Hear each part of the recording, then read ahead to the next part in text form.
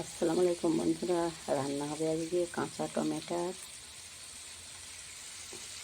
আলু বেগুন কাঁচা টমেটোর দিয়ে চিংড়ি মাছের টক।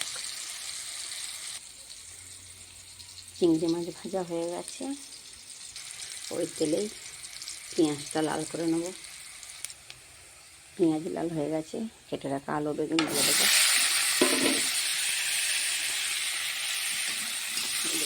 নেব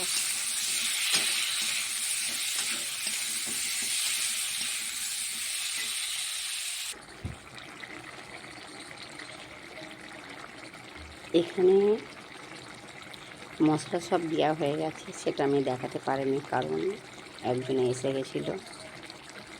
এখানে মশলায় আদা রসুন বাটা, হলুদ লঙ্কা জিরে ধনে গুঁড়ো সব কষিয়ে টমেটোগুলো দিয়ে দিয়েছি। টমেটোরও সেদ্ধ হয়ে গেছে।